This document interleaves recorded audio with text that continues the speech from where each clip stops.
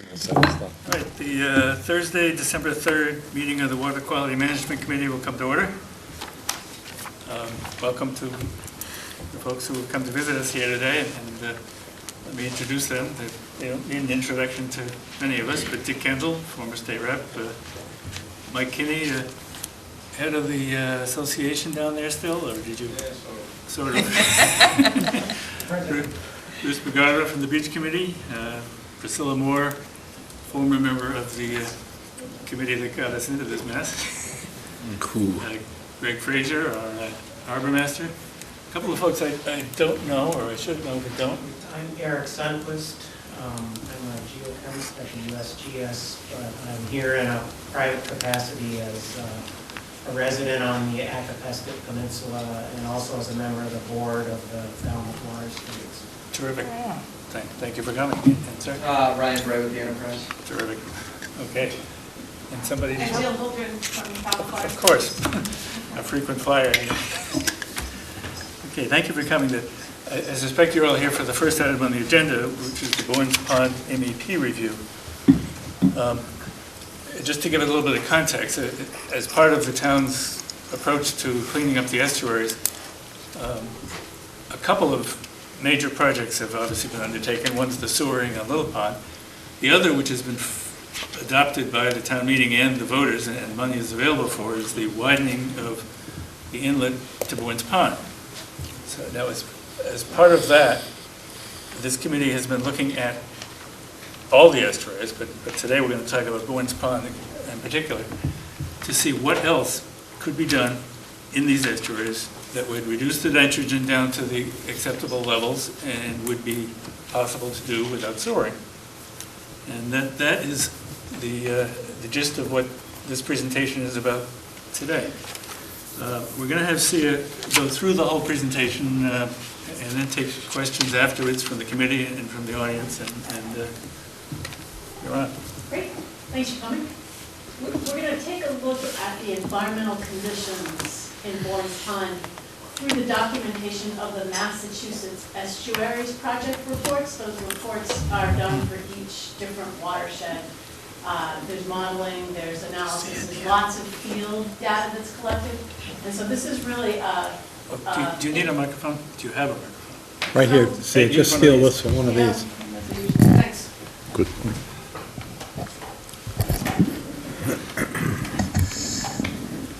I'll just put it right there. That'll be fine. Okay, that's for our TV viewing audience.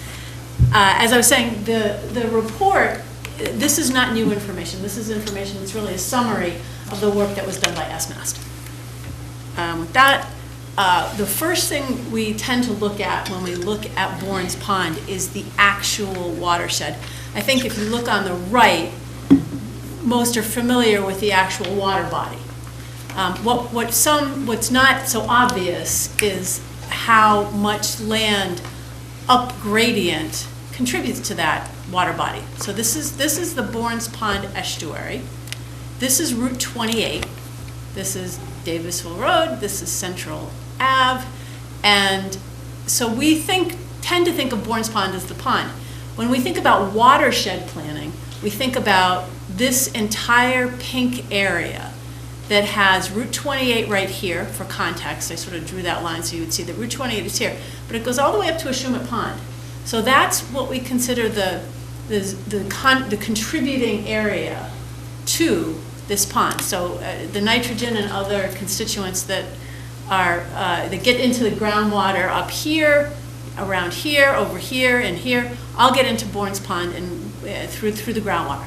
So that's what the watershed looks like. For context, another slide for context is what the Massachusetts Estuaries Project does for water quality monitoring. And this map here, it is quite illustrative of the number of sampling stations. They do this every other week for the months of July and August. They've done a stream gauge right here at the top. This is again Route 28 here. And B1, 2, 3, 4, 5, and 6 are all monitoring stations. from the aerial, you can see an interesting feature are the cranberry bogs right here north of 28 that then go through Bourne's Brook going into the head of this estuary and down then into the pond. But the Sentinel Station, which is B3 here, is on the Sea Farm side at Gale Ave, and on the other side, on the east side, at Eel River Road. So right in here is where the Sentinel Station, and what we mean by Sentinel Station is the place where a concentration of nitrogen needs to get lowered. And if it is the right concentration, which happens to be 0.4 milligrams per liter, there at the Sentinel Station, the expectation is that the entire system will be back to normal, back to health, a healthy state. And that concentration is really tagged to eelgrass growth. So if you get to 0.4 milligrams per liter nitrogen, the eelgrass should not disappear, and it should hopefully come back. So the monitoring stations, and I like this slide from the Mass Estuaries report because it shows pictorially, sort of in a gradient, what the nitrogen concentration is. And so here the blue is 0.3 to 0.4, and as you go from the blue to the red, you start to see significant increases. It's over 1 milligram per liter here at the head, and it's still pretty high here at the Sentinel Station. It's between 6 and 7, 0.6 to 0.7 milligrams per liter. But this kind of gives you a sense of the marching as you go upstream or up to the head, how the water quality, how the nitrogen concentration just gets higher and higher. And this data, so the Massachusetts Estuaries Project was completed in 2005. However, the committee had contracted with SMAS to give us an update, and we received that update, and the committee has reviewed that.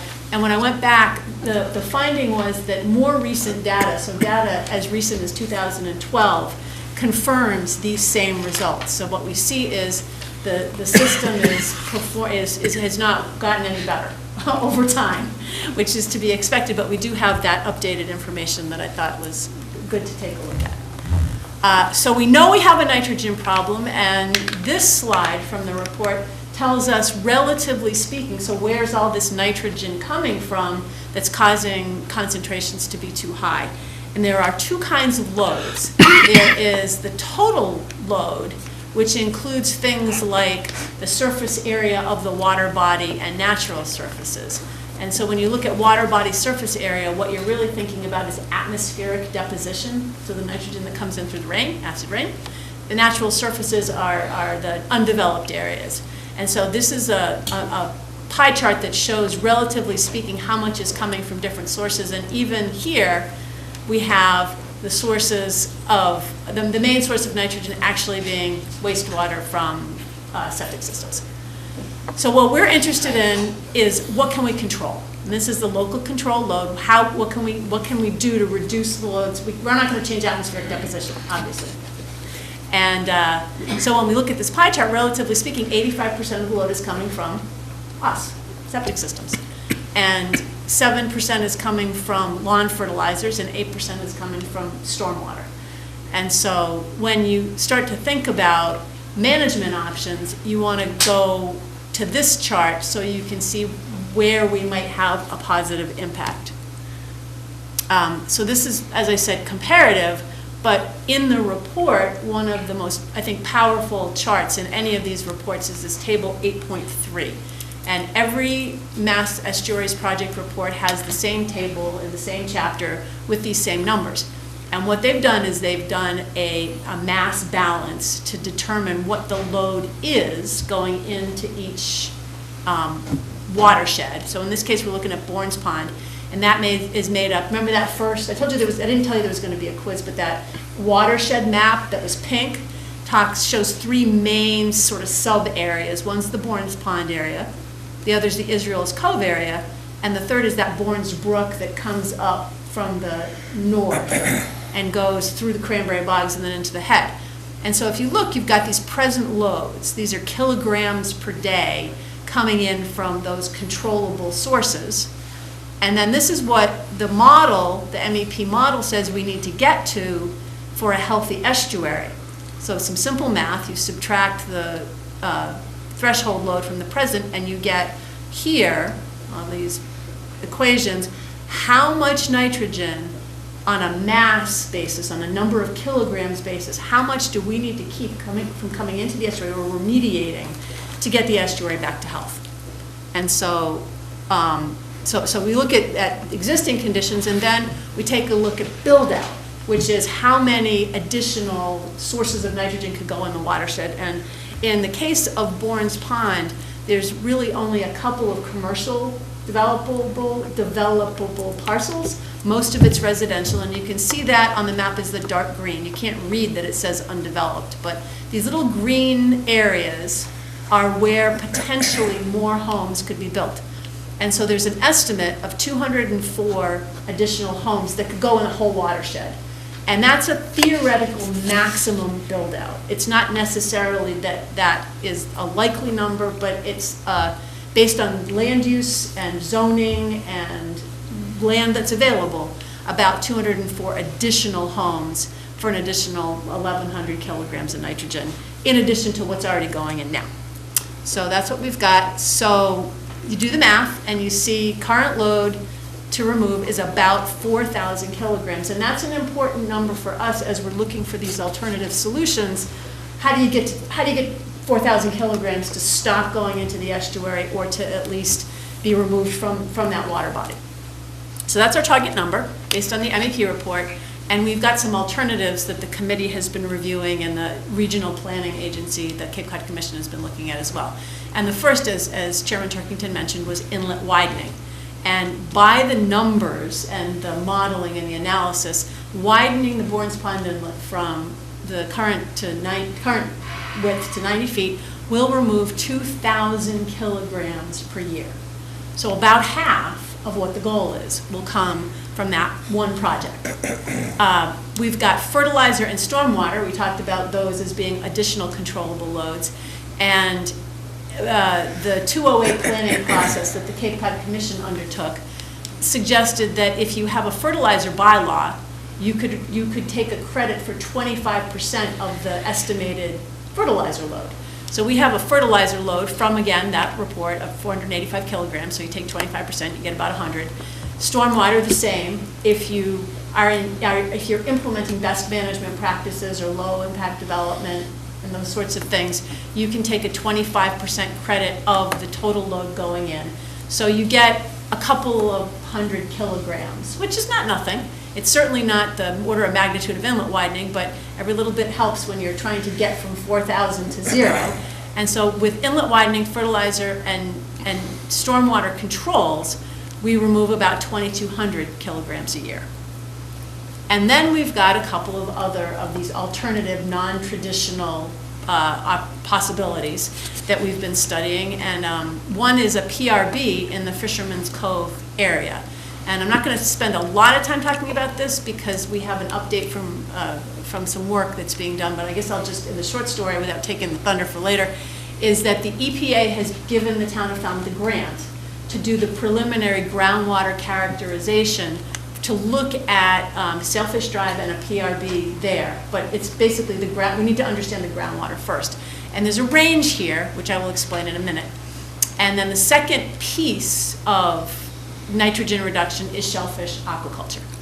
And so we've done a lot of work in Falmouth looking at how to grow shellfish, how much nitrogen shellfish remove, can we grow them, how much area do you need? We did the little pond demonstration, learned a ton about how to grow shellfish, how to grow oysters in particular.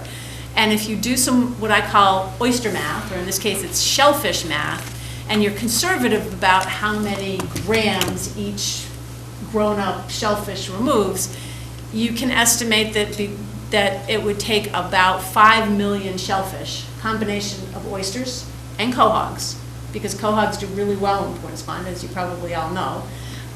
You could get in about 6 million oysters, or 3 million oysters and 2 million quahogs. There's 1,300 kilograms of nitrogen. So that's based on how much nitrogen is in a full-grown shellfish, how many acres we have in Bourne's Pond. Bourne's Pond is 153, the water surface is 153 acres. The Army Corps of Engineers has a regulation that states you can't put gear on more than 10% of it. So that gives you a theoretical 15-acre area that you could put gear.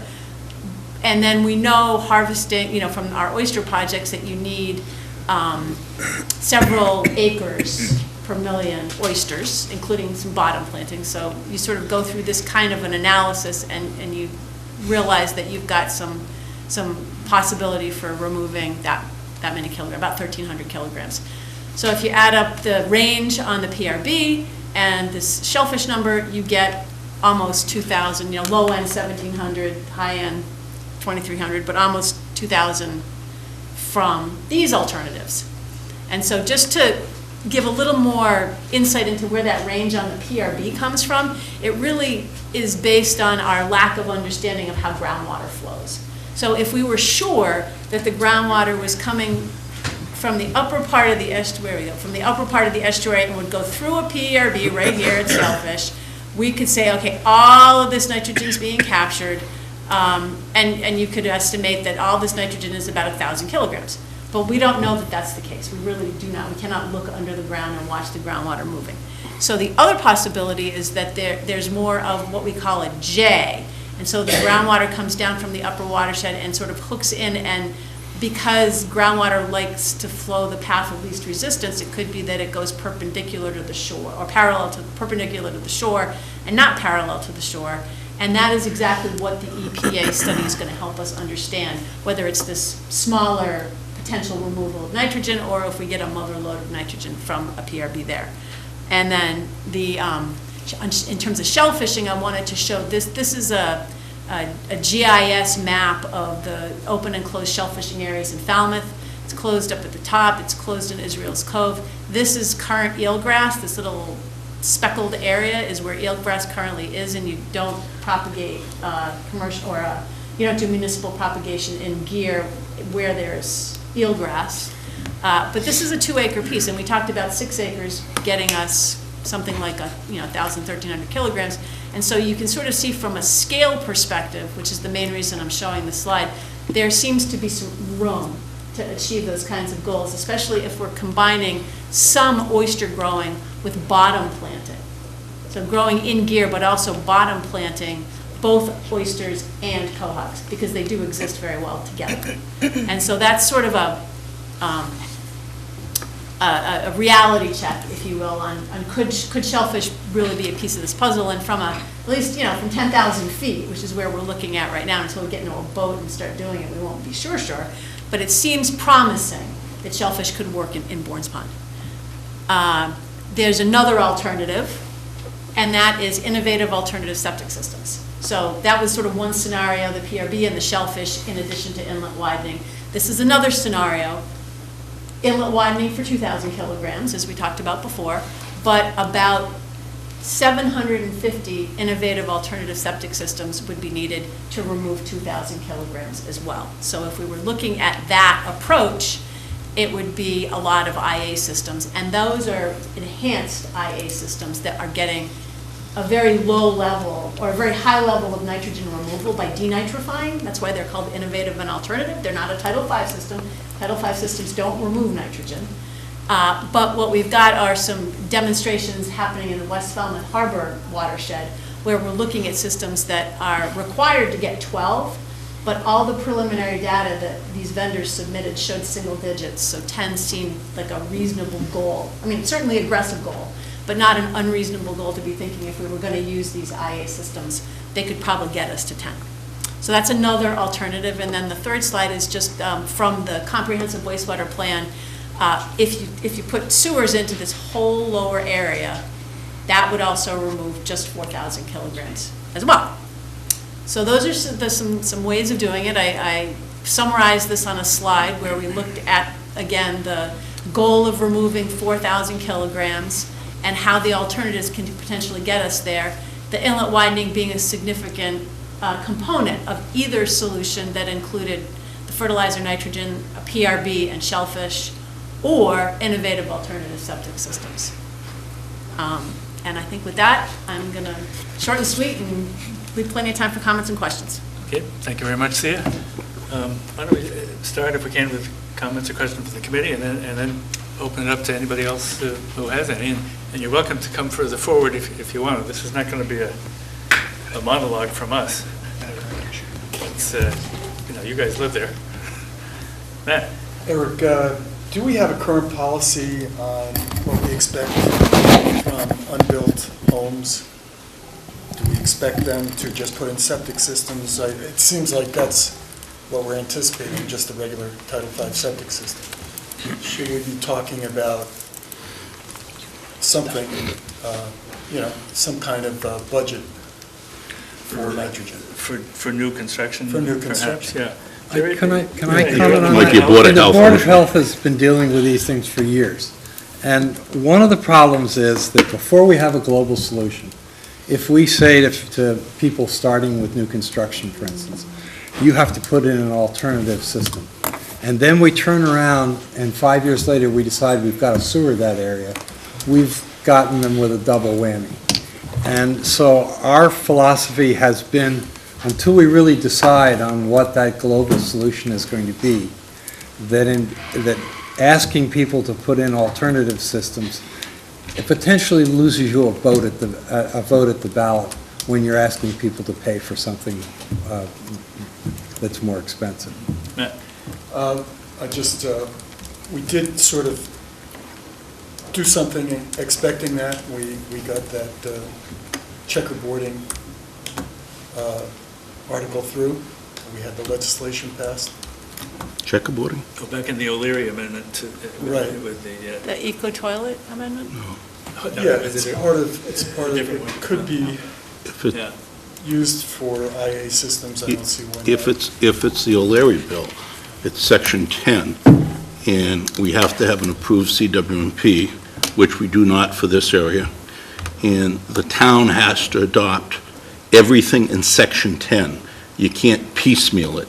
That's why we went ahead and we have our own separate legislation for 30 years and things like that, if that's what you mean by checkerboarding. So we're almost We there, have our own separate bill that we had but it, for checkerboarding. I'm unaware of it if we Because are. we did it for eco toilets. So it seems to me that you could do something similar. We should check for it out, IA whatever. systems. But I'm just throwing Sure. it out No, there. no. It's something to think about, because that's 1,000 kilograms. Is it, 1,100, yep. that we're anticipating for that. So I think it's much easier to finance a new septic system with a new home. So it's something to keep in mind. But we should keep in mind, for people who aren't familiar with innovative alternative systems, the going price is $25,000 per house. We're not talking something cheap here. So when we speak sort of loosely about 750 systems, we're talking about $19 million that's got to be paid either by the homeowner or by the town or some combination of that. So it is far and away a very expensive solution. It's not as expensive as sewering, but shellfish are a lot cheaper. Just one more thing, Mr. Chairman. Sure. I think they do qualify for the zero interest loan program from the county, through the county. They do. as well. Okay. They do, the homeowner can Yeah, get it, Ron. correct. Yeah, thanks, Eric. I just wanted to point out a couple things. One is that you're talking about 6 acres of oysters possibly. The Army Corps of Engineers guideline is up to 10% under the general permit, which Lawrence Pond is 153 acres, so we could, under that permit, possibly have 15 acres, up to 15. And the general permit is a general permit. We could even have more, but we'd have to have another permit issued by the Army Corps specifically for Falmouth, which is, it's doable. But anyway, 15 is, in this case, is much more. Also, the SMAS has recently recognized the associated microbial denitrification in association with the shellfish and with the oyster aquaculture. Now, this is something that's being studied further, so the impact of the oyster aquaculture may be much greater in that it's not just the nitrogen that goes into the growth, but it's an impact on the ecosystem that the culture actually has. So there's another basically pathway for nitrogen removal, which is through denitrification. One other thing too is that if we look at the perspective, I mean, just for, especially for you folks who came today, is that if you look at the Mashpee plan, which is kind of quite different from what we've been doing here in Falmouth. And in Mashpee, what they have done is they've started with shellfish. And they plan to go as far as they can with shellfish, and then look into upstream, more costly options. I mean, shellfish make money actually, or can. But the thing is that it's starting with that and doing, their plan was approved by the Secretary as well as DEP. With regard to this aspect, they've assigned nitrogen reduction credit, which is what Sia was really talking about with each of these options, for the aquaculture, and they're using a very conservative figure. So it may be possible that if we work from that level, basically as it was termed in the county when the 208 plan was developed, to sort of start with the low-hanging fruit. In other words, work with these sort of low-cost options and move up. Now, if we end up getting a permit to do inlet widening, that would be, as pointed out, should have an impact, a significant impact, and then complementing that with expansion of the shellfish option may end up taking care of much, if not all, of the problem. So it is something that is being demonstrated in the next town over. Okay, so there is a pathway that was defined by them. The money was voted to get it started at town meeting, at their past town meeting, and so it's moving ahead there nicely. And so we'll see. Everyone's looking. They're not certain. Nothing is certain yet, but it's very positive looking. So it's something that, as we move forward, to try and find ways to minimize intervention in sewering and other higher cost options, which there might be a need for some of that in either clusters or some developments. I think that in Falmouth now, if you put up like those areas that Sia pointed out that are undeveloped now at this point, and they may create small cluster systems. Well, I think the regulations are now that if you put in so many houses, you have to put in your own wastewater treatment a plant or something to deal with it as part of that. So yeah. So there's a lot of different. Maybe the Board of Health could maybe. explain what the It's a current- planning board requirement. Anything over 5 acres. 5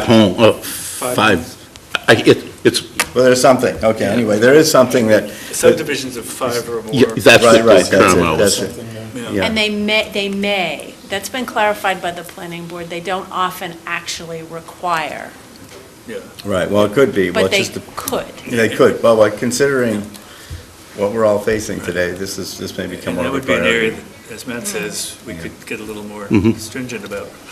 Yes. Right. Steve? Yeah, see, is the 6 acres of shellfish compatible with the existing mooring fields in Barnes Pond? There are no moorings in Bourne's Pond. Oh. There's some docks. Very low Are there grade. moorings? A few. It's not so It's the eelgrass. There's a lot of eelgrass in Bourne's Pond, so it's not just the acreage that's available, it's compatible. And it wasn't, the presentation was to include cohogs in that as well for bottom, the good bottom planting, so. But yeah, I think 6 acres seemed, from having done a field visit there a couple of summers ago, and then looking again last summer, and then looking at aerials, a completely doable number. More, we'd have to see.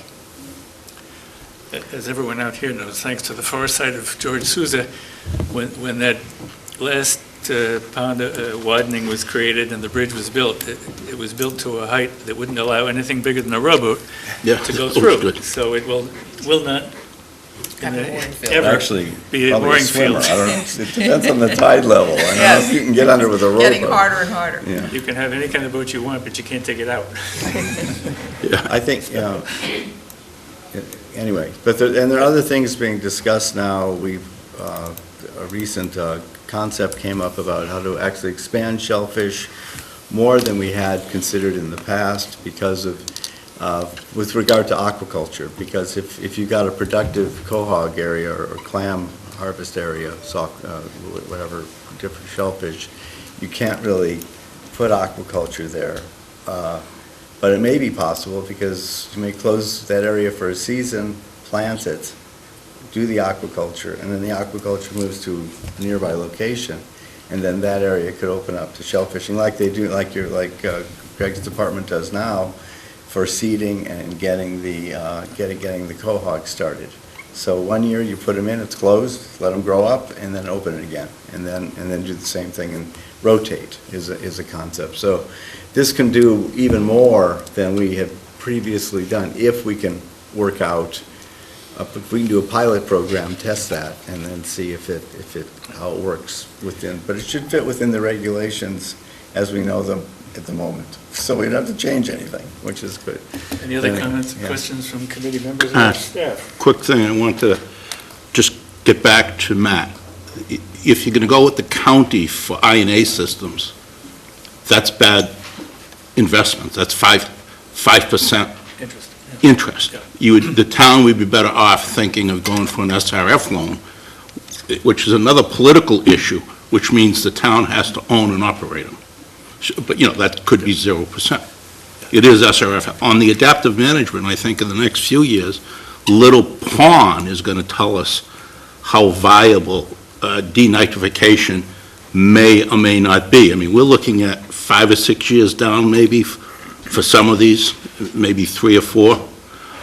And there's a long way to go on things that are research. I know Ron won't like it. People are researching CECs, whether you should remove as much as you can. We're not going to talk about CECs today. Thank you. I know, but I mean, that's another thing that's coming down.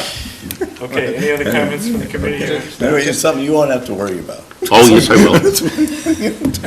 Just a quick comment. I was struck in the presentation by the fact that only in the PRB estimate do you sort of give a range Right. of possibilities. And so there's no uncertainties on any of the other There's estimates. tildes on all of them. Okay. There's tildes on all of them. All right. But it would Absolutely. be nice to, have some idea of what the uncertainty is on some of the other estimates. Just say, you might get EPA is probably going to help us with that. Yeah, everything in this presentation is approximate. But is it a factor of 2? Is it, Right. 10%? Yeah. It's important. Sure. No. The data itself has a standard deviation of 10 to 15%. Sure. The MEP water quality data. So we'll start If with that's that. all it was, that would be pretty small, and Just not a big deal, but I Okay. suspect it's higher than that. Okay, any other comments or questions? Just from the committee quickly, before we get to I the think that's findings? Jerry's response. I understand that. I think that's an opportunity for us to file another bill to make it eligible, make the IA systems eligible for zero interest loans. We have to own and operate them. Yeah. No, it Well, depends on how you we write can't the argue legislation. that one. Okay, okay, all right. We have several That's chestnuts true. around here that we like to kick around, and you just heard a couple of them. But today's issue is Bourne's Pond and what we can do about it, and you're from Bourne's Pond, so jump right in here. What do you think? Are we on the right track? Priscilla's shaking her head yes, so why don't you say something? Can you use the mic? Okay. Come on up, Priscilla. You used to sit here for weeks at a time. You can speak for a minute.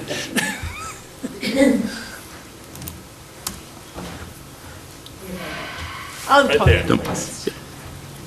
I am very pleased with the numbers and the information. You are in a position all the time of questioning. My neighbors, of course, want the bridge to be much higher. They do not even know some of this information, so I am going to be the one that returns with information to them about reasons why we are planning this as well. I think your information was great. I want to stay and hear some more, and I'd like to know any way I can help. Thank you very much. No, thank you. Mike? Can I go from here? No. I have No, to we- go. The nationwide TV audience wants to hear you. I just have some concerns, and I talked with John Ramsey about this, in terms of the actual impact of the widening of the channel. I know this may be old, the report that I got, in fact, Eric, I think you sent this to me. talks about the fact that there will be, they're pretty sure about the fact that there will be significant changes in the exchange of the pond if you went from 50 to 90 feet. So you go from 50 to 90 feet. And one of the first paragraphs talks about the fact that the history of this pond is such that between the jetties has been dredged on a semi-annual basis. Well, that's not true.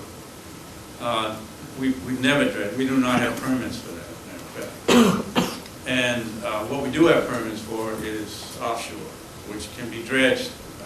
I'm not going to get a whole lot of detail with this, but as far as the Waterways Committee is concerned,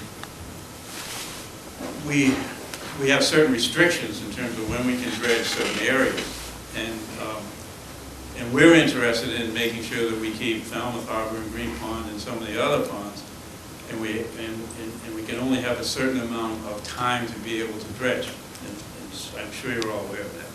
So we're going to, right now, if you look at that, I'm not sure exactly what the depth is at that entrance between the jetties, but it's significant.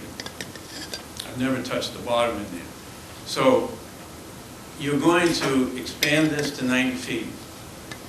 By expanding it to 90 feet, my limited physics tells me that you're going to slow down the velocity through that channel. As right now, as you see, you stand at the bridge and you can watch the sediment flow out and go into that delta that's offshore, which is significant. I mean, at low tide last week, it was about this deep. So there's a ton of sand out there. And when I talked to John about that, he said, well, there's about 6 knots that goes through now. He predicts it's going to be 3 knots. So now you're going to take a relatively deep entrance with 6 knots of current max, which takes the sediments out, not real far, but fairly far out into that delta area. So now you slow it down, he thinks 3 knots. And his data shows that at 3 knots, he'll still carry enough sediment out to get further beyond the entrance. Now, if you look at it now, the delta is fairly close to the entrance. So I don't know what he means by that. We didn't quite come up with that.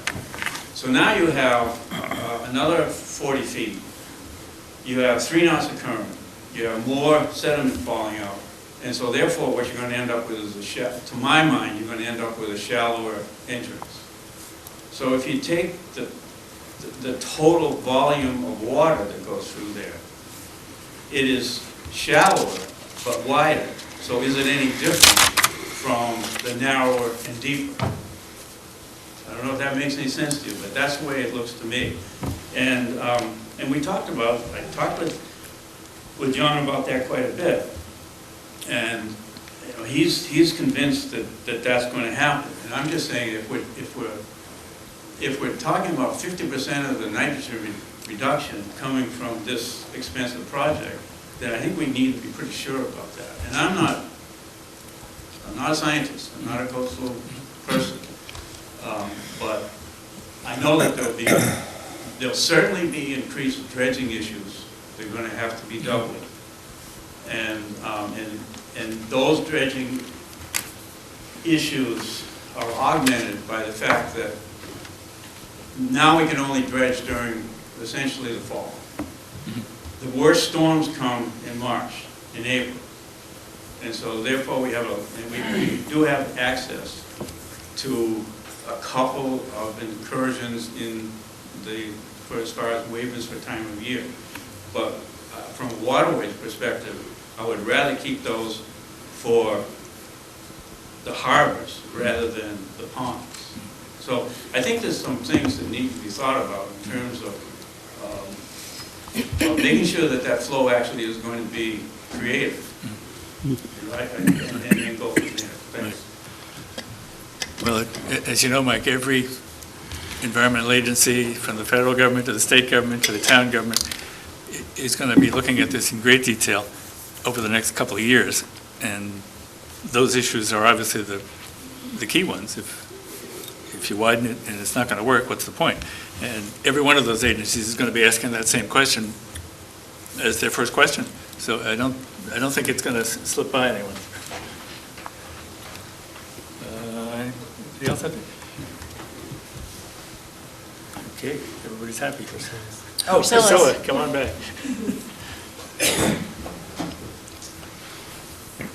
I did not know that this is possible to bring questions about the bridge, as Mike has done, but I do have real questions about the length of the two jetties and the access for any kind of dredging equipment that may come from the street and the shore area as you do up at Little Pond and across the street. From that, after every storm, they dredge out the shoaling that occurs. That could be part of a review of what that makes up the whole bridge project. And when I got to that in my thinking, I also thought, well, by the way, as we are building the bridge, what else can we do to be included in that would begin to save the road itself for the long future? That I do know Don is here and he recreates Monont Bridge Beach every year. The greatest amount of destruction or erosion takes place on the west side of the bridge. And the old wooden bridge, as a matter of fact, is getting so near to or in the water at times that perhaps someday we'll be diving from the old wooden bridge into the water. That's a very active erosion section, and that has, I'm wondering how engineers could be thinking as the whole picture of what this bridge will mean to that area. Those are just my thoughts. John Ramsey, who is the consultant to the town on this project, did a presentation on that very subject, beach erosion in this area, and you're absolutely right. He said that the spot where it's most likely to get to the road is where you're talking about, to the west near the old bridge. And it's a separate issue from this project, but it is an issue, because if you want that road to stay as a road, someone's got to think about that too. Yeah. In fact, he looked at that very carefully because erosion all along that entire stretch from headland to headland was part of the modeling effort. And if I remember correctly, he said that regardless of what you do with the bridge, leave it alone or make it wider, the erosion in the area that you've just spoken of in about 40 years will reach the road.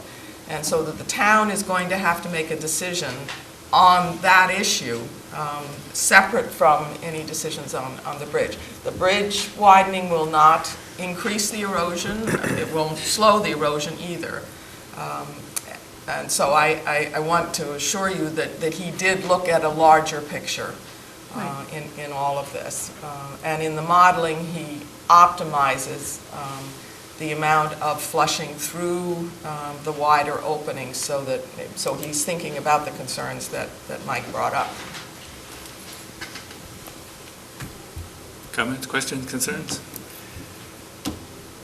Now, Bruce, your beach is going to be gone over there in 40 years, but you're not going to worry about it. Oh, you least the sleeping giant. Come on. And I think it's all tied together, and I want to make sure everybody knows that. I'm just a local kid that's been hanging out at the beach for a long time. And the inshore drift is from the west to the east. And so the erosion is precipitated in a real strong fashion about the area of the old bridge. And I used to dive off that bridge when I was 6 or 7 years old, right where it is now. So we can't put any sand there. So we can't mitigate the amount of erosion because it's not permitted. But if we reduce the flow, as Mike tells me, the flowage from the pond, because we widen it, if we don't adjust the red jetty, the flowage is going to continue to deposit sand on the inside of the bridge, which is going to heighten the amount of maintenance. So everybody's got to think about maintenance now, because we in New England think we put a piece of sand here and it's going to stay there. And I want to look at my sand all the time. but it isn't. It's a constant flowing system. So whatever I put to the west by the bridge today might not be there next week, next month, next year. Boom. That's why I keep replacing that dune on the west side. In fact, I've already got my sand there to replace it in case it goes. Okay, because I'm anticipating it's going. So I guess in the big picture of things, in terms of this estimate of half the amount of nitrogen reduction, I want to know if we have taken all of these kinds of concepts together. And when we talk about cost, are we talking about maintenance as well? Because we're trying to change Mother Nature. You know what? She's just is a stubborn old lady that won't change. So we have to kind of consider that, and we have to plan for that. Thank you for listening. Well, you're absolutely right. A good deal of your dune ended up in Bourne's Pond. Oh, I've been reminded often. But part of this project does involve extending the western jetty further out. 25 feet. To catch exactly what the concern is here. The local guy that watches the water a lot. I think they may not realize that there's going to be a full environmental review. First, we do the environmental review, then we start the fine-tuning the design. Sure. So all these questions will come up during the environmental review portion. Okay. Any other comments or questions from you folks or the committee? Eric? Yeah, Steve. Steve's graphics are great, but I have one suggestion for an improvement. And it's not that suggestion on the first one. It's on the later ones, if in future presentation, it showed the dollars per kilogram of nitrogen removed, both in capital costs and maintenance for each one. Good thought. That means we'd have to have the cost numbers. And to keep Matt happy, there should be error bars on those. Yeah, we could put error bars on the cost numbers too, right? Big error bars. I just have one question. Do we know that eelgrass can regenerate? It's $1 million question. With a certain amount of error bar, sure. That will be decided in a number of years. If we reach the nitrogen concentration and eelgrass doesn't come back, what will the state do? Because the number was based on the assumption that it would restore eelgrass. We know that in many parts, eelgrass will not come back, but that doesn't mean the nitrogen concentration is bad. It might mean that the state may allow a higher number to be reached. I mean, you translated that number from eelgrass, and there was some good science, but two scientists in the room, and they'll argue forever whether that translation was accurate. Yeah, it's a fair question. We're going to It's find out. very good pretty soon question, in yeah. Little Pond, probably be the first one. Yeah, but the restoration of eelgrass is going to be The question. an interesting question and answer. But I think from a sort of ecology of eelgrass perspective, it's a deciduous plant that needs light. It's a photosynthesizing plant. And the nitrogen concentrations that trigger eutrophication or algae blooms are what are mucking up the water. And so if the idea is that that number, that concentration, sort of links to lower turbidity in the water or increased water clarity, and that's why there's an expectation. Right. So that's an important question, though. I mean, that is the $10,000 question, Well, $10 million question, actually. Yeah. As I understand, they've tried to plant eelgrass in Rhode Island and some other places, and they haven't been very successful. And I'm just wondering, and that's in clear, healthy water. And so I'm just wondering if tagging a lot of our success to eelgrass restoration, might be a little bit shady.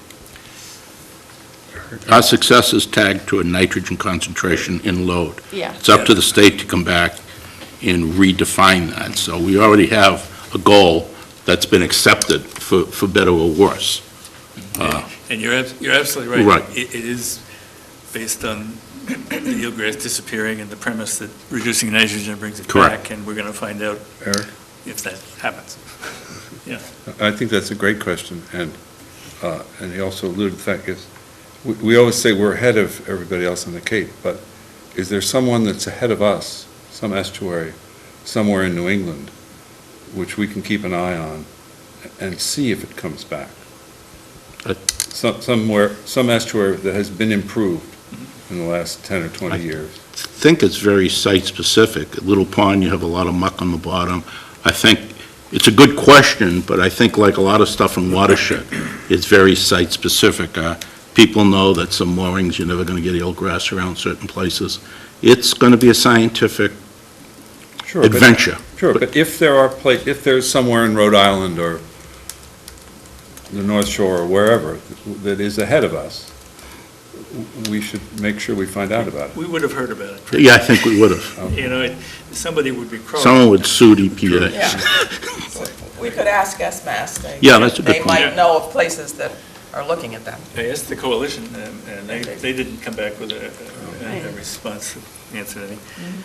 But with the permission of the committee, I want to flip over to item 3 at this point, and because it'll have some relationship to at least some of the interest we have here about PRBs. Is that hearing no objection? Do you have the PRB piece? The other piece. Yeah. Okay. Right. Yeah.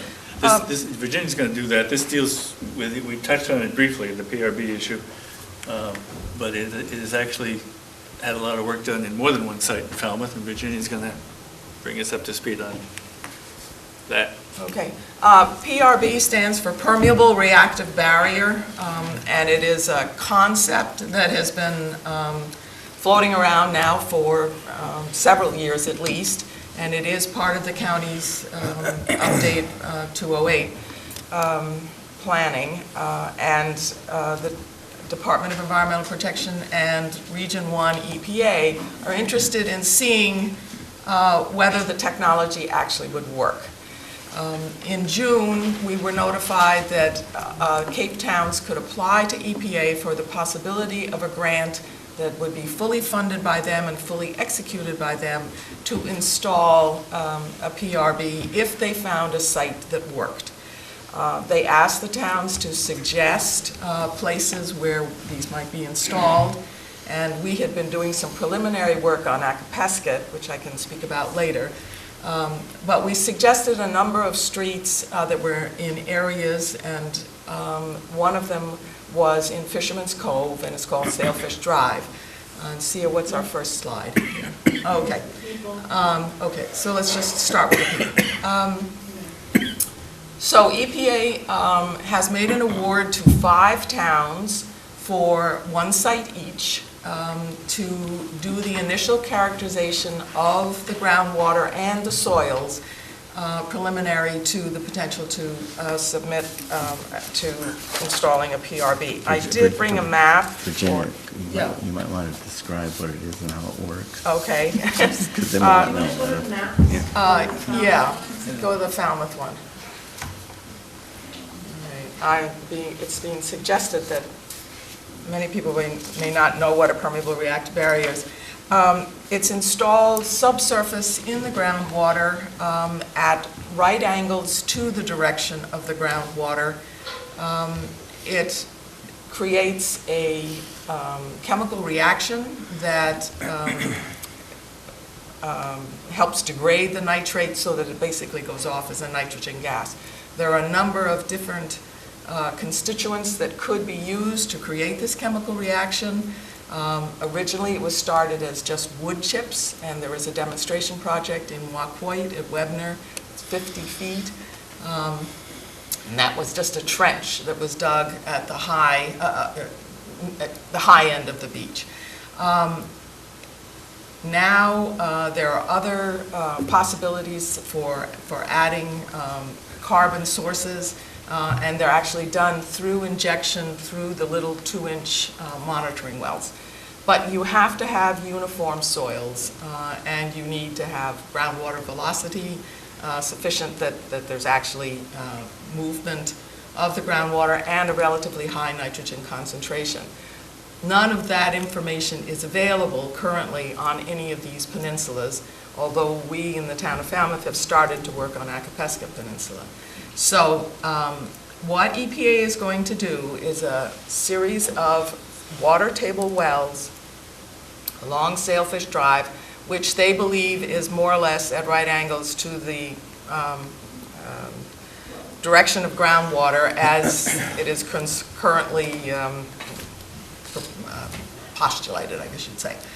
And then there will also be an upstream well. Their point is to find out what is the actual direction of groundwater. And then they will also be installing a cluster of wells, and they're 1-inch wells called piezometers, that will be at different levels in the groundwater to see what the constituents for nitrogen are.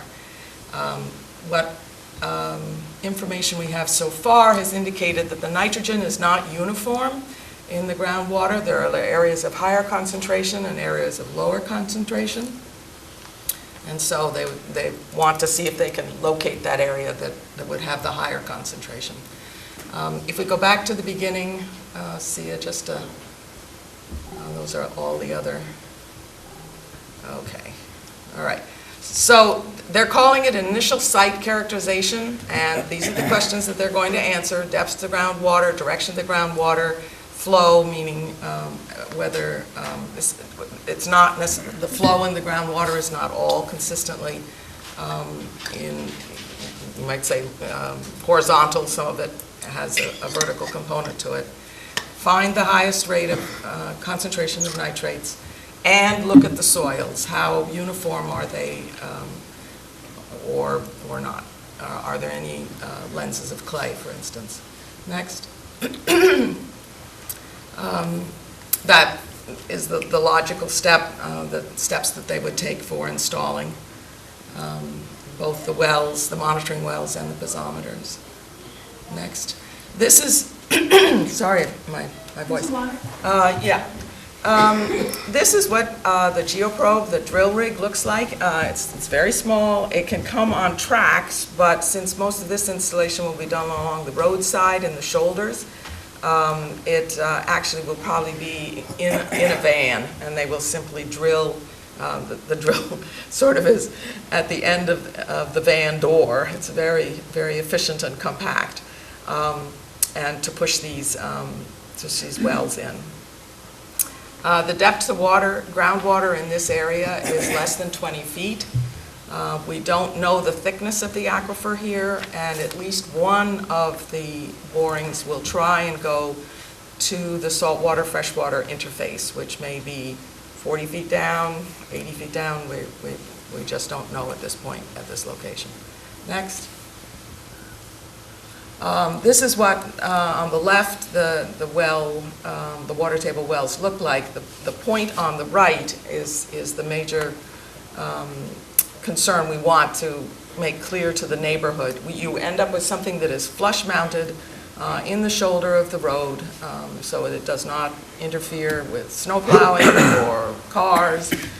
They're all capped and locked so that it does not disturb the neighborhood. There is no debris that is left. The drilling is mainly through pushing. So it's a very neat way to install monitoring wells. Next. Schematic of the piezometers that will be at the different levels in the groundwater. The water table is that blue line on the left. And on the right is some actual data from U.S. Geological Survey. They did not reveal where it came from, but they are looking at nitrate and nitrite in the groundwater, and this was on the Cape. And it illustrates the point that I mentioned earlier, that the concentration of nitrate in the groundwater shows peaks, and then ultimately you get to a point where you don't see any at all. So at minus 20 feet above sea level, it peters out, but at about 12 feet, you have 10 to 12 milligrams per liter, which is pretty high. Thank you. That will be doing the sampling. On the left is the list of all of the different kinds of constituents that they will be looking at. There will then be a report that will be delivered to us in July with as much of the information that they've been able to determine at this site. Out of the 5 towns, 1 or possibly 2 towns will then proceed through this screening process to a final hydrologic assessment, and this would be the additional, what's the next slide? This would be the additional work that needs to be done if a PRB were going to be installed. They have to determine hydraulic conductivity. They would probably be putting in some additional wells to fine-tune the direction of the groundwater. They will be looking at nitrogen stable isotopes, because the nitrogen that comes from wastewater has a slightly different signature than comes from fertilizer or from rainfall. And ultimately determine whether it is a suitable site for a permeable reactive barrier. Okay, and then these are all the different sites. Dennis, we can just flip to Orleans, Dennis, Barnstable, Mashpee, Falmouth. Okay, I want to just hold here for just hold on that for a minute. So we have spoken with the president and the chairman of the board of the Fishermen's Cove Association, so that they're aware that the town has been awarded this grant. The work would start in January, and it would be minimal disturbance, and they're not there very long because it's easy to install the wells. Okay, then one more. The work that the town has done through this committee, funded by the Cape Cod Collaborative, we have basically done most of an initial site characterization at this parcel on Shorewood at the corner with Route 28. And so there are 4 blue dots, one of which is underneath the arrow up there in the corner. So we have more or less determined the direction of groundwater, and that report will be coming to this committee at our next meeting, I expect. We've had some water quality measurements taken, and we did again find that pattern of, as you get deeper, there were higher concentrations of nitrate, and then falling off. So this has been Falmouth's own effort to move ahead on the permeable reactive barrier concept. And once we get this report and evaluate it, then we will need to decide what our next step might be. So that's all I had to report on the PRBs. Okay, we should note that this work that she described by the EPA is being funded entirely by the EPA and not by the town of Falmouth, so For Fishermen's Cove. we're happy about that.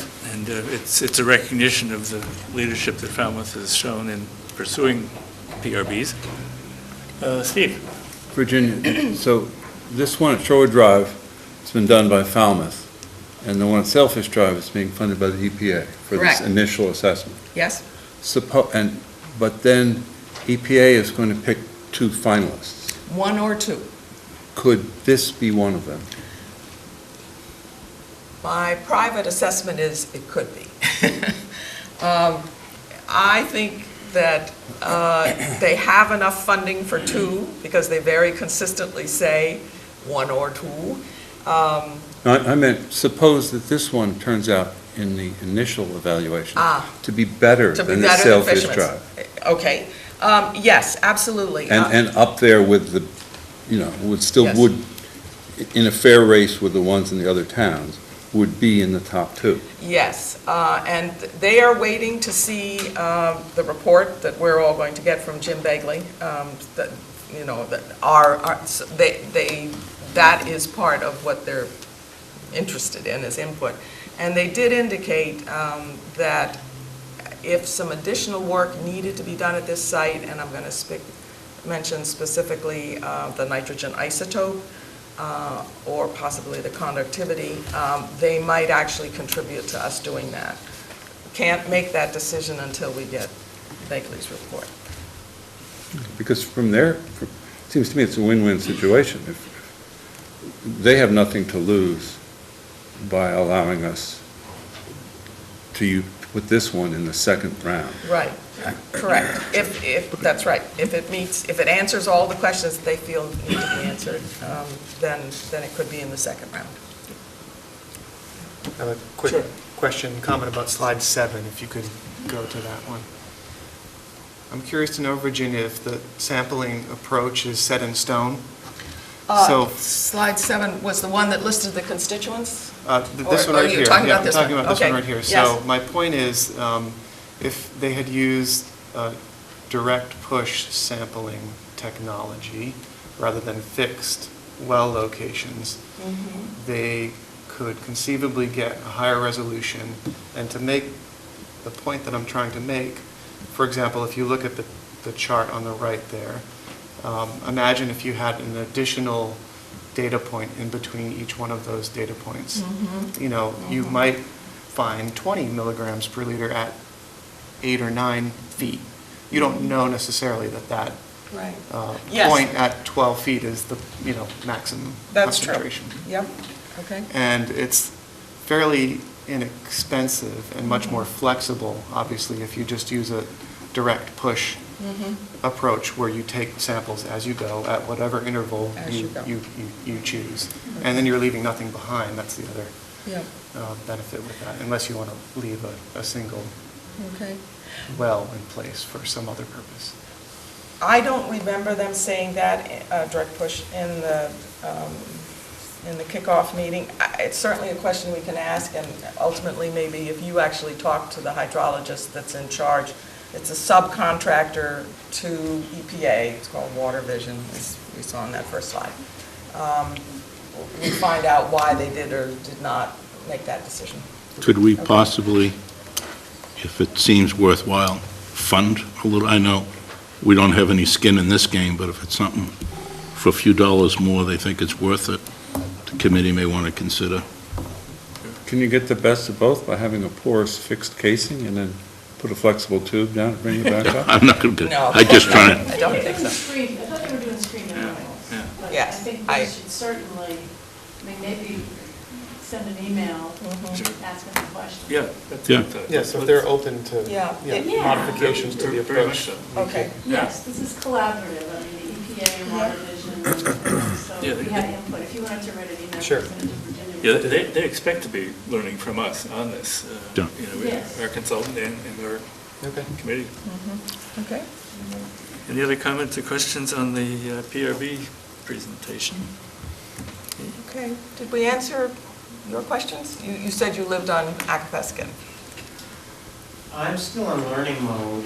Okay, So I have a few questions, but I'll hold off. okay, thank you. Fair enough.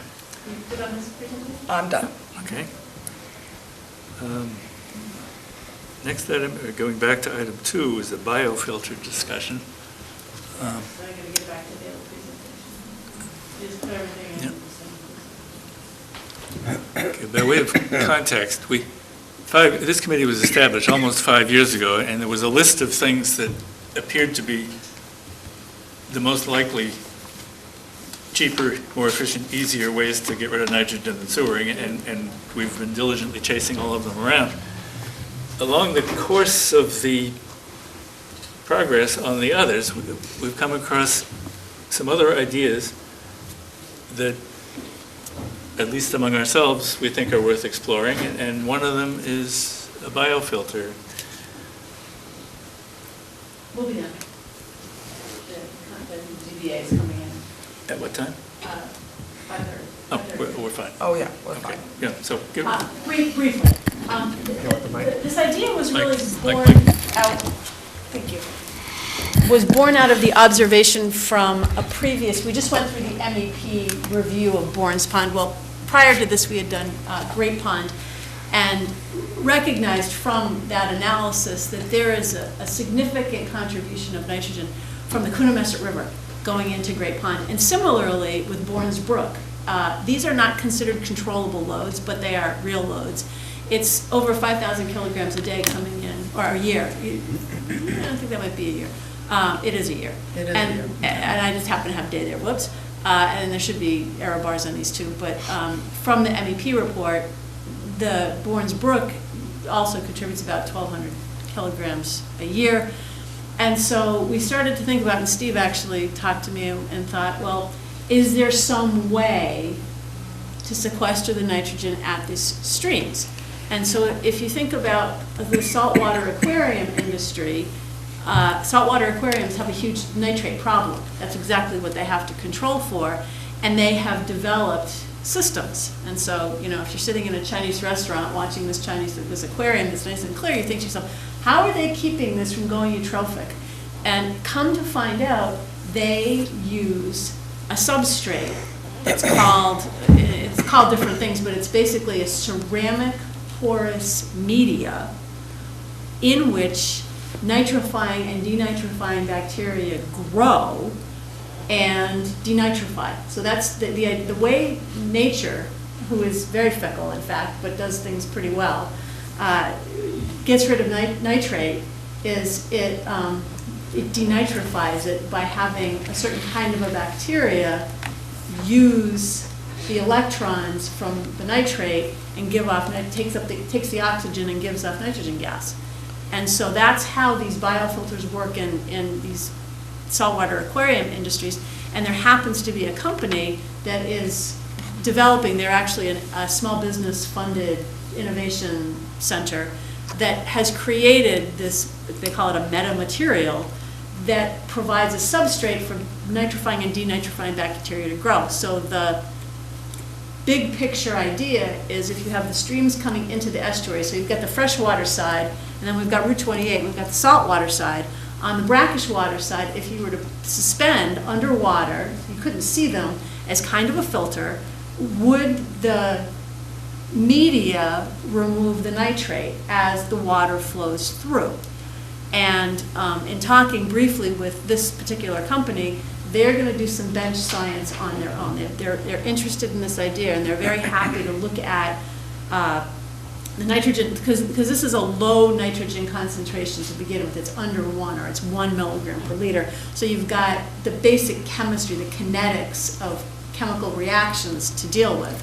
And will there be enough, what we call residence time? In other words, as the water's flowing down, if you've got 200 milligrams per liter in a system, imagining you can get down to a lower number is pretty reasonable. But if you started with a really low concentration, remember Brownian motion and basic chemistry, we're not sure. But the company that builds this stuff for aquariums is all set up to do sort of a bench science experiment with very low concentrations of nitrate going in, a flow-through system, and then if we see the results make sense, we should just take sort of the next step. But the first step is for us to get some data, some real hard data based on very low concentrations. So that was just something, because this stream story keeps on coming before us in these estuaries, we thought looking at creative ways to filter it out made some sense. Sure. It's like a point source. Yeah, this is not no action needs to be taken on this tonight, but it's just to FYI. put it on your radar screen. Yeah, just a quick question. Sure. Does it require blocking off the entire stream? No. If you look at that one picture, I thought that was important. It's a flow-through system. The idea would be that it's sort of a porous structure that you would maybe suspend. If you look at those little discs in the cage or in the bags, you'd want to suspend it in a way that didn't change the water flow. Well, you either have to admit that you're going to build a dam. And that's not a dam. A porous It's not a dam dam. with a fish ladder. Wait, no, hear me out. It's a net. Or you're going to admit It's a net. that some of the water is going to go by Yes. and is never going to go through these. Never going to touch it. And the nitrogen in that water will not be removable. True enough. Correct. Absolutely. You have a basic Absolutely. trade-off. You Right. can't have your cake and eat it Maybe too. you'll only get 90%. Yeah, but if you want to get 90%, you have to have 90% of the water go through one of these bags. True enough. Yeah, right. And no, just in addition to the challenge of working with the Conservation Commission. Well, on yes, this, there's that. I've worked with many different biofilters by hand, and they clog up pretty fast in real life kind of things, like even in, wastewater treatment plants, they're very carefully designed with a lot of aeration and different things to try and keep those little discs clean. So it is something that can work for a while, and then we don't know, but it's hard to say, but it is something, you could test. But I think there might be some experience from the outside world on this. Yeah, so these guys are that their main industry is the wastewater treatment Yeah. plants.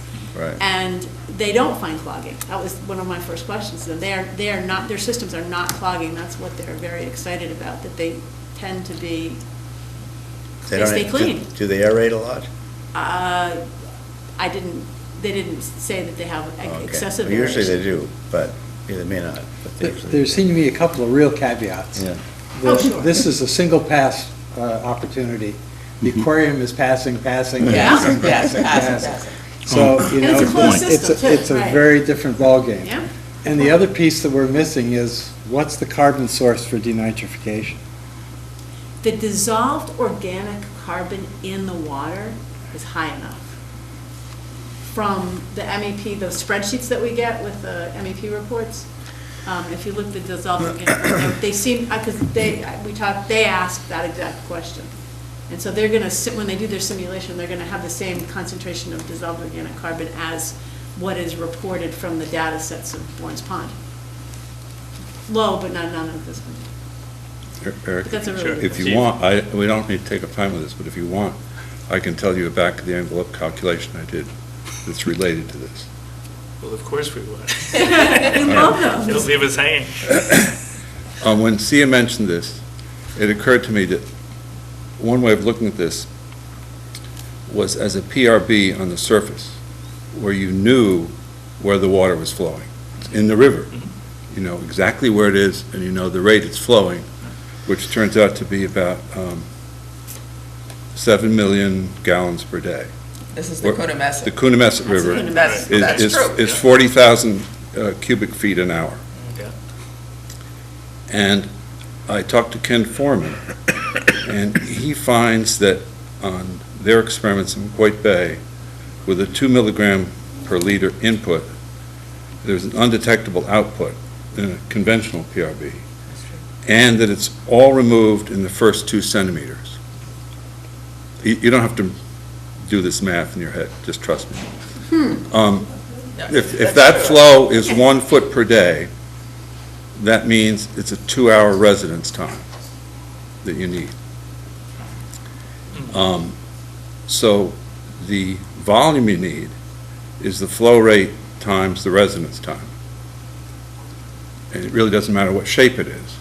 But if you imagine a shallow pond, if you can acquire 2 acres near Route 28 and the Coonamessett River, and if you can get really clever and find a way, this is the part I haven't solved, to get the water out of the river and back in without interfering with the fish.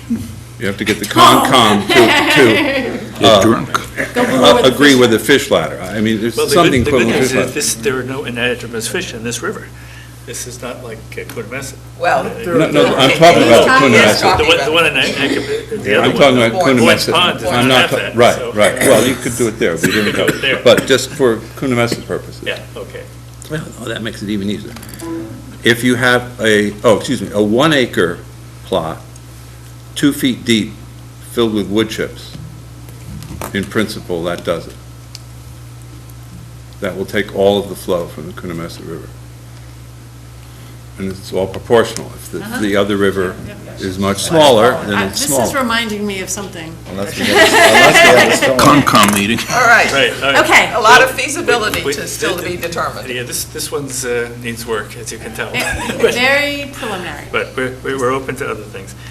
Okay, report of members and staff. Matt, I think, has a report on the Mashpee Childs River. He spoke to the selectmen a week and a half ago. It 2 wasn't the weeks. selectmen, it was the sewer commission. No, but you spoke to the selectmen first in Falmouth, Oh, correct. Yeah. and then moved on to Mashpee. But yeah, bring people up to speed. Well, yeah, I think the selectmen were very receptive to the project, which is a follow-up to the original MEP study on the Quashnet-Municus river system. The Municus being the lower end in the saltwater, and the Quashnet being the upper end, the freshwater. And Brian Howe's group has proposed that they do a follow-up study that would determine if we needed to look at phosphorus in the upper end, if shellfish would be able to survive in the lower part of the Municus, and clean up a significant amount of nitrogen. And then there was another part of that study, which escapes me right now, but the selectmen were very receptive to it. This is a follow-up to the county water quality collaborative, the county collaborative, who decided to fund it with the under the requirement that the towns, both Mashpee and Falmouth, contribute as well. So the county funded half of it. I don't have those numbers in front of me, but the entire project was $43,500. The county's going to fund half of it. Falmouth Selectmen's meeting, they voted to fund a quarter, roughly, and the project is now being considered by the Mashpee Selectmen after it has been approved by the Sewer Commission in Mashpee. And the other things that I think helped move things along, the other items that helped move this along was that the Citizens for the Protection of Walkway Bay voted to contribute $2,500 to the project, and the Mashpee Environmental, I always get this wrong, Coalition, I think, voted to fund $500. This is a correction to the enterprise, not $5,000. It's which was in the article. It's only $500, so I apologize for getting back to you earlier. But yeah, I think we're looking towards getting an approval for funding at the Mashpee May Town Meeting. So, which will be before the deadline set by the collaborative of June 30th. And we thought they might have it in be able to take it out of the last town meeting just voted. The last town meeting, they passed that. After talking to Tom Fidala, he wasn't sure that was possible. He had talked to the selectmen. I'm not sure if they are, John Cahalan is talking to Andy Gottlieb. So, right. But there may be an opportunity to get that money earlier, but it may, in all likelihood, will require Maytown meeting. Okay, well, we sent the requested request to the Board of Selectmen chairman and to the town manager, and so they have that along with a copy of the proposal. So, Exactly. so that they have what they need, and how they fund it is kind of their problem. So we've done our share. Reporter members and staff, I have just one thing which I want to pass around, which anybody who reads the Buzzards Bay mailings will be pleased to find that the lead story in this one is about our West Falmouth project. The innovative alternative. In a very nice system. Right. So just pass that around if you would. How is that going? I mean, more systems? We've gotten, we have our people, 20 of them, and we've gotten Board of Health approval for a whole slug of them. 6 maybe? 6 to 8, and then they're being installed. I sent a big package off to DEP to approve the site-specific pilots, and they're very supportive, and we're already looking at installation logistics at one site. So we're getting there. So they'll all be installed by June or something? Yep, before Memorial Day. For the audience, TV and otherwise, this is the project that we're doing with the Coalition for Buzzards Bay to actually install innovative alternative systems in the ground, in people's houses around West Falmouth. There's a $10,000 incentive. This is an EPA-funded project, but we are contributing time and money. But it involves an incentive grant to the property owner to help pay for these things, which probably cost around $25,000, so they're still paying quite a lot themselves. But the premise is, we all talk about IA systems sort of loosely.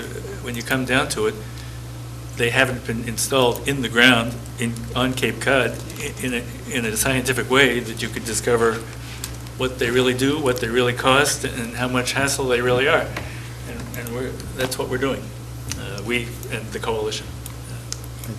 I think the county's monitoring 1,500 of them, though. I think is it 1,500, John, or is it more than that? I think, isn't George doing a lot of the monitoring for that? So Yeah, the ones in the ones in the oodles of database data are for online. 19 milligrams per liter, so Yes, there's a right. significant difference in what is approved for the 19, and what we're looking for is 12 or less. Right. And the O&M costs and some And other the, stuff. and, and we're looking at Construction O&M, costs. and it's a much different. Okay, any other? I do, I have a, Yeah, sure. yeah, no, I have a short, So we do need to Someone else has we need to be out of here by 5? No, I think, Or- let's find out, does anyone else? Well, have no, 'cause they any need other 50 minutes to reported set up. members I'll take 5. Okay, good. You're on But it. if there's something else, I Nope. don't know how to get this. You have the stage. Okay. But, okay, try and get this in. Basically, what this is that we've been getting new data coming, recent data coming in over, through various means in terms of nitrogen concentrations in groundwater. And some of it was from the PRB work, and some of it was from some work that was done by a class at MBL. And the outcome of that has been quite interesting to in terms of what we're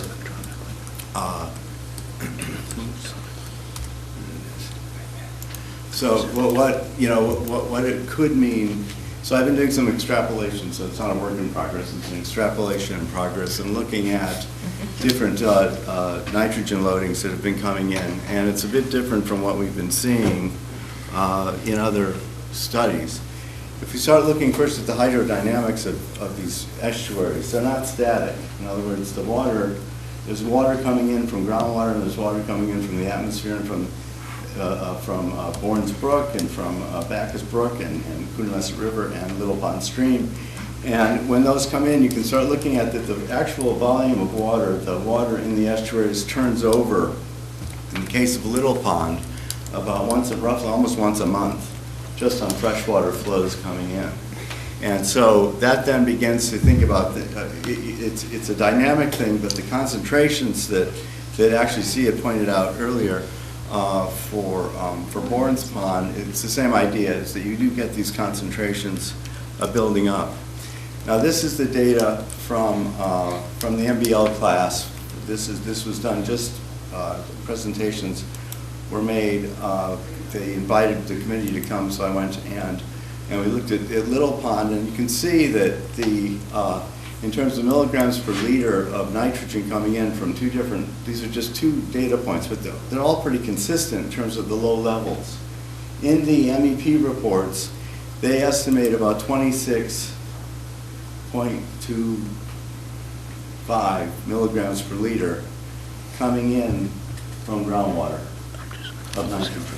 26. And here we're measuring in the range of like 1 to 4, depending on, it's a dynamic thing. So it could be that there's more denitrification going on in the groundwater, as the graph that Virginia showed, which showed a rapid decline in nitrogen concentrations as you went deeper. So lower in the water table, you may have more denitrification than was previously assumed. It's a work in process, but it's something, there is some data here that has been coming up. So if we start looking at the Little Pond element, start looking at the groundwater inflow and how much is coming in, you end up getting, just using that data that was given from the two different points, we start getting a different total. In other words, the total coming from groundwater is about, from that data, multiplying it times the quantity of water coming in from groundwater per year, you end up with about 1,656 kilograms of nitrogen, and the MEP estimate was 3,900. So it could be less of an issue than we're thinking, and this is again taken from the reports and taken from that data that we have. So we may be looking at somewhat less of a problem. It's still a problem. This problem hasn't gone away, but it may not be as severe. But what's interesting here, there's some good news and bad news here. The good news is that, well, if the MEP modeling, a lot of this modeling holds up, then as we know, the sewer that's being developed in the Mara Vista, Falmouth Heights area will deal with about 88% of what's needed to reach the TMDL, the total maximum daily load of nitrogen. But if we use the MBL data, we actually only need to remove 3,000 or 60 kilograms. And the sewer is expected to remove 4,700. So it could be that the sewer, the good news is we may deal with the whole problem with the sewer, but it could be a bit of an overshot. But this is just from doing this basic calculations using the data, which is now, I mean, those points that were coming in that I showed in that earlier table are from around town, but all along the edges of the estuaries. So we're beginning now to get actual in the ground data, and we're getting more. How deep in the ground? They're right in the, they're right at the edge where the fresh water flows in over the salt. How deep in the ground? Yeah, it's, I think he's a couple of feet down, basically, right in that flow point where the water, fresh water's coming in. So it's, and then if we, let's see, twice. Okay. So then you start looking at it, and it gets kind of interesting as far as what shellfish might be able to do versus, in the pond. This is still being tested, but it looks like if it's just a seasonal basis, because the real problem is in the summer. It's not in the winter. And even though, so if we were able to deal with just the summer issue, because all, as I said, showed in the winter from like October to May, we have once a month flow, total volume of nutrients and everything going out of crystal clear water into the Vineyard Sound. So we can start to look at this more surgically and start thinking about what do we need to go after and when. And so with the aquaculture, if the denitrification studies hold up, it could be 500 kilograms per acre of nitrogen removal into growth and through denitrification. And so it could be that there's a relatively small area required. And just talking to the neighbors, you may have seen, some of you may have been in a town meeting or seen the little film that I think CA helped put together. They're saying they've never seen the pond so clear. And we're only dealing with 0.3 to 0.5 acres so far. 0.3 to 0.5, I mean, this says 2.5. So that's like, let's say 10 times more almost of an area. This could be, it could be more, but it's a 45-acre pond. So then taking the, looking at Great Pond and using it, there'll be more data coming, right, Virginia, in the next couple of weeks or something, or? Not for Great Pond. Well, Acapesket. The Acapesket, we will have groundwater data at different levels, yes. Right, so a few more things, so a few more data points from there. But the data points that we had from there were a lot of numbers, sorry about this, but this is sort of, I looked at the groundwater inflow, we got so many billion liters of water, and then using the highest level that was in the previous report from Acapesket, ended up with, there were two, A and B, they're upside down. But anyway, B, it doesn't matter, but the N inflow for using the MEP flow rate going in was about 5,900 kilograms of nitrogen. But using the calculation that the MTER group did for the Acapesket, they came up with 840 kilograms per year. Going in, if I use the whole pond and extrapolate it to the entire shoreline based on that one data point, which really isn't fair, so this is a lot of extrapolation. But what we're getting now is the MEP estimate was about almost 10,000 kilograms per year coming from groundwater. These two calculations are the lower one. The reason the 840 is so much lower is that the Acapesket report found the groundwater flow rate was like 10% of what was thought it to be. So the volume coming in was much less, and therefore there's a discrepancy. But you have to look at different options. Okay, Ron, let me just interrupt for a second. Yeah. Because I didn't know about the 5:30 deadline for departing from the room here. Right. In view of the fact that you have presented, or are presenting a fairly detailed, let me just finish, thank you. A detailed presentation, which the committee members would probably need more time to ponder. I'm going to rule that there will be no questions or discussions on it tonight. Okay. People will have an opportunity, you'll just send it around so that they can, I'll do, right. so that they can see it, and then maybe at the next meeting, we can get Yeah. into questions and answers. But for tonight, you can finish the Oh, no. presentation, Okay, I'll and do then it. we will finish the agenda. That's fine. I sent all the underlying data around to everyone a couple of days ago, but. Yeah, this wasn't meeting- underlying data, this is a Right, presentation. these We'd are like to see the calculations. presentation sent around. Right, I can do it too. So I'll get the AMB straightened out. But anyway, it looks like that we could be doing with Great Pond, the bottom line of all this is that it could be that 6 acres of oysters in Great Pond, which is 258 acres, might deal with the problem. It's something that is now basically emerging. This trend is emerging of these relatively low loading rates from groundwater, which we assumed was the major, okay, so that was the last one. But anyway, we can, yeah, I'll send this around and we can look at, you can look at it and I can go through the details of that. Terrific. Anyway, okay, thanks. Terrific.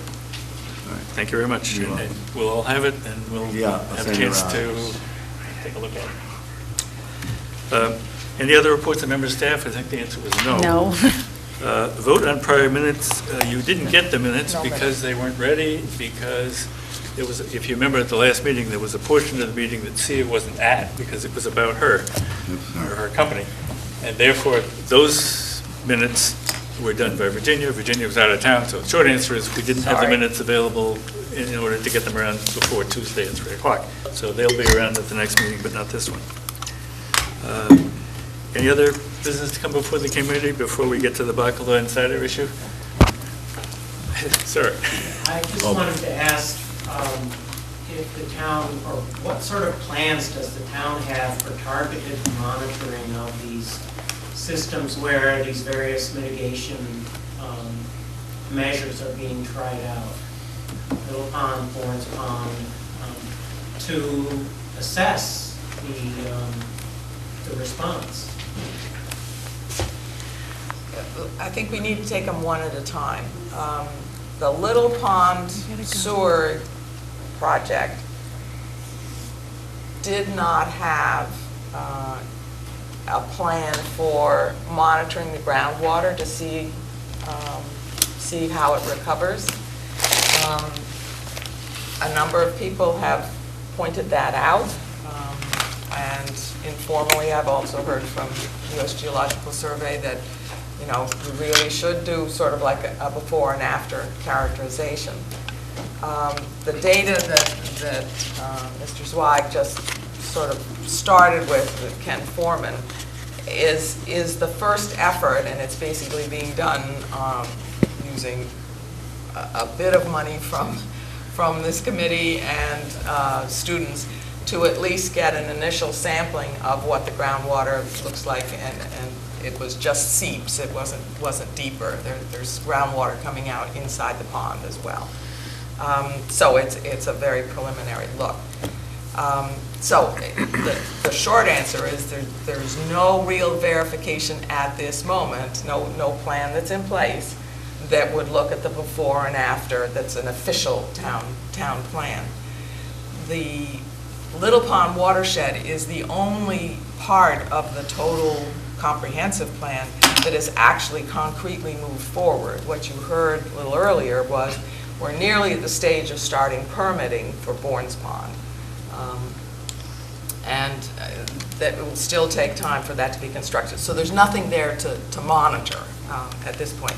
There's going to be a significant amount of monitoring done for the 20 sites in West Falmouth that have these innovative alternative systems, and Sia knows more specifically exactly what it is. But that will help us find out whether we really do have vendors and performance data and maintenance costs and so on for using IAs. Lots of people say, well, we'll just use IAs, but when you get down to the the real nitty-gritty, there are quite a few unanswered questions. But there's also long-term water quality monitoring that's been going on. I mean, there's an That's extensive, these MEP reports with the sampling stations that I showed you happen in every estuary since the 90s, and they continue to monitor water quality data and do eelgrass assessments and benthic assessments. So there's a huge baseline, a database of baseline data on the actual water quality changes over time that we have. And there's a 208, which is this regional plan monitoring subcommittee that's aggregating that kind of data. And when we did our shellfish demonstration, we did 3 years of extensive monitoring on those projects. So typically, the alternatives, the non-traditional, the non-sewer projects have a whole monitoring plan associated with them, and we do a baseline beforehand and after. So we do have a plan. Thanks for your question. Now, the last item on the agenda is baklava and cider, and what that refers to is the fact that this may be, it may not be, but it may be the last meeting that we're going to have with Jerry Patano. Up here. Right. As he can watch us on TV, he can come in the audience and yell at us, but he won't be sitting up here because he's retiring after many years of faithful service to the town and to the EPA and to the U.S. military and whoever else you may have worked for.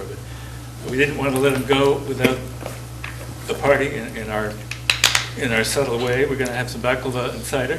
We have two very small presentations for you. Oh, God. So, Steve, you get number one. Jerry, I've enjoyed working with you, and a certain swamp maple fell down near Oyster Pond, and some elves that I know found inside it a bowl, and written on it, it says, Water Quality Management Committee, thanks to Jerry Patamas, 2015. Well, thank you. We won't tell them. Thank you all. And the other one is something I know you will always cherish. Your name tag. You're not going to retire it? Your name tag is being retired. Being retired to you. It's going with you. Thank you very much. We should hang it on the wall. Well, thank you very much. I think we've all learned. We've all learned. Thank you. That's a good way to put it. We've all learned. And it's been a great experience Yes. at times. It's been an awful experience at other times, but it's been an experience. That's right. Thank you. Okay. Let's do the baklava. Yeah, and we should do it maybe out there to let zoning board of appeals come in and, Is there a room we can use? One of those other rooms. yeah, we can use the other, Okay, let's do that. Town hall. And you're all invited to Yes. join us. It's homemade baklava and, Including FCTV. So, Yes. motion to adjourn? okay, motion to adjourn. Matt, thank you. Second by Steve. All in favor? Aye. Opposed? Yes. Thank you. watering? If it's open. Yes. That other little room might be open now. Yes. Oh, thank you.